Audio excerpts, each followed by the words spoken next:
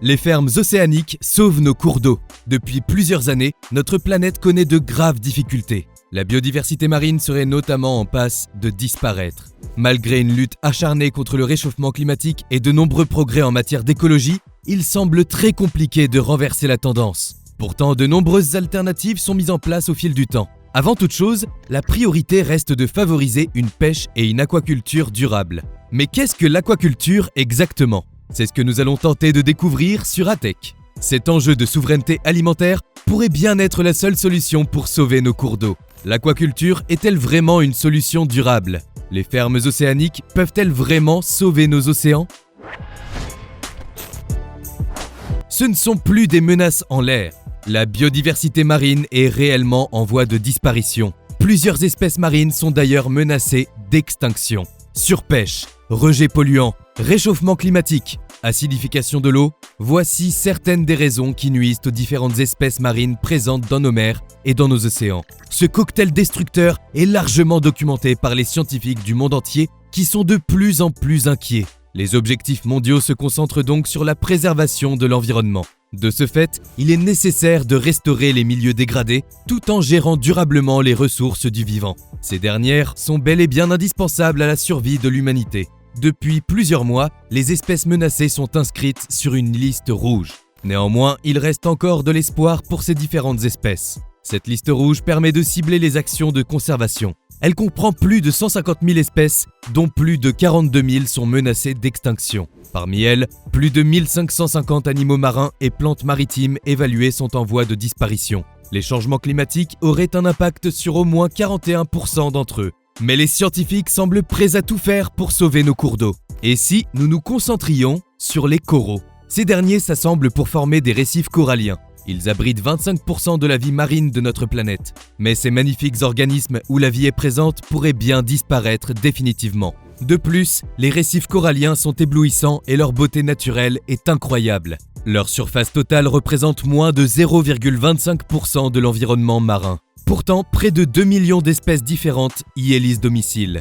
C'est donc là que grandissent un quart des poissons de nos océans. Par exemple, le corail cierge, typique des eaux caribéennes, est désormais classé en danger critique d'extinction. En effet, sa population aurait diminué de plus de 80% depuis 1990. Le blanchiment du corail, causé par le réchauffement de la surface de la mer et donc par le réchauffement climatique, serait l'un des responsables de cette disparition. Il est aussi question des antibiotiques, des engrais et des eaux usées qui s'y déversent. Cela aurait rendu les coraux extrêmement sensibles, entraînant un véritable désastre. La surpêche autour des récifs a aussi contribué à cette forte dégradation. Néanmoins, de nombreuses alternatives sont mises en place pour tenter de préserver la faune marine. Avez-vous déjà entendu parler des aires marines protégées ? Comme vous l'avez très certainement compris, les écosystèmes marins sont exposés à des menaces grandissantes. La plupart sont liées à l'intensification des activités humaines et aucune zone de la planète ne semble épargnée. La création d'aires marines protégées pourrait bien changer les choses de manière durable.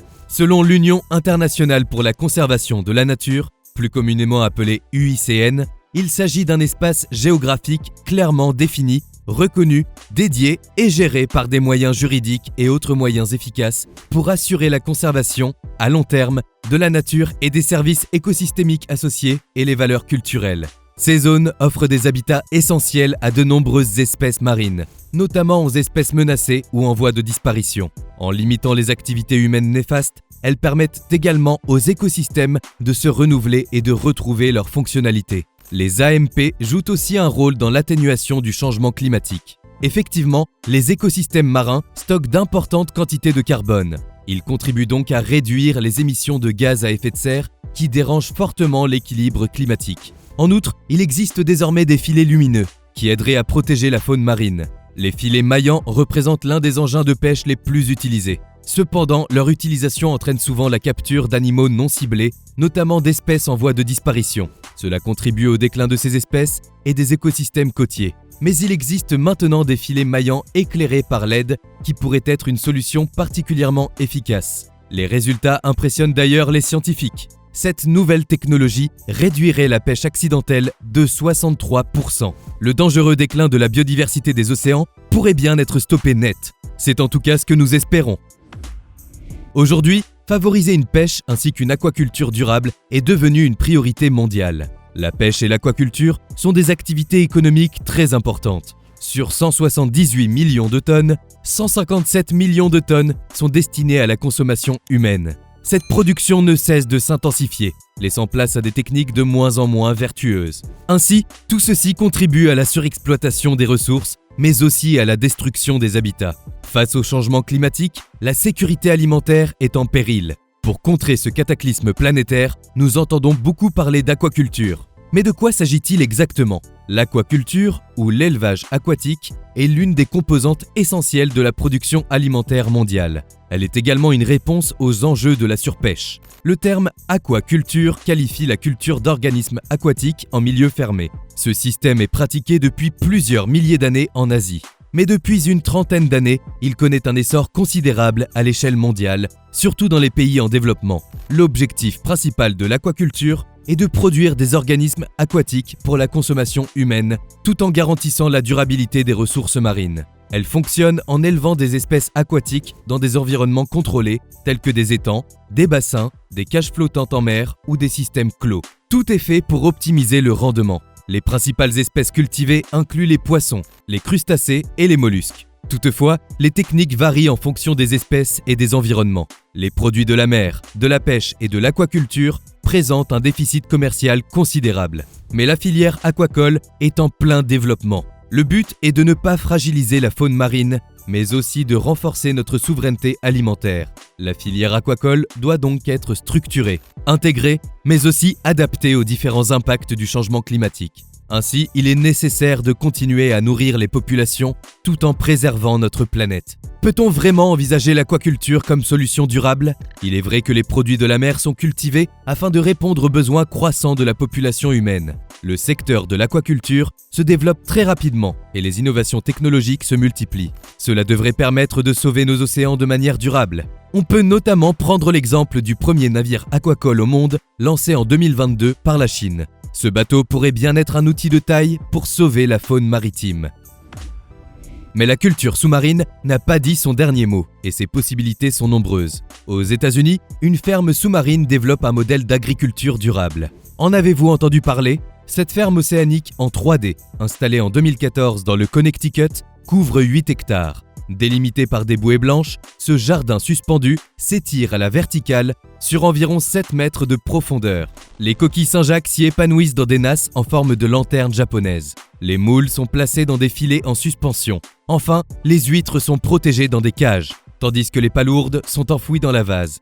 De leur côté, les algues règnent en maîtres. En effet, elles constituent le premier maillon de la chaîne du vivant.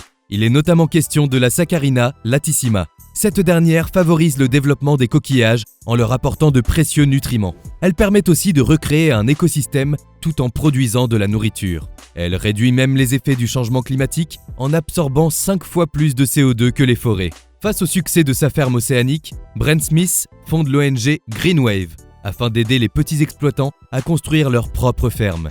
Elle s'appuie sur une production à taille humaine et durable tout en exploitant une surface minimale, sans adjuvants polluants ou néfastes pour la planète. Ce modèle d'agriculture durable est particulièrement efficace. Au large de la côte de Noli, en Italie, à 8 mètres de profondeur, se trouvent des installations ressemblant étrangement à des méduses. Il s'agit de la ferme de Nemo. Ce projet expérimental permet de cultiver des plantes sous la mer.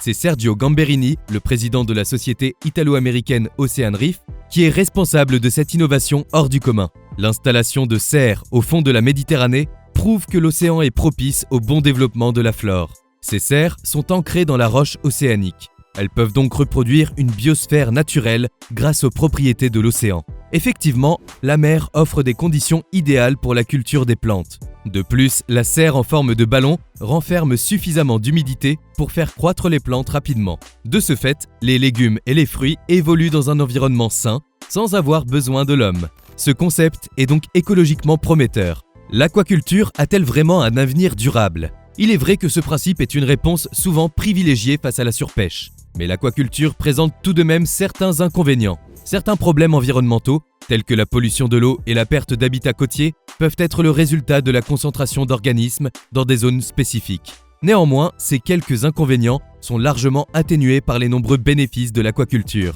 En outre, ils sont minimisés par une gestion appropriée, l'application de normes environnementales et le développement de pratiques durables.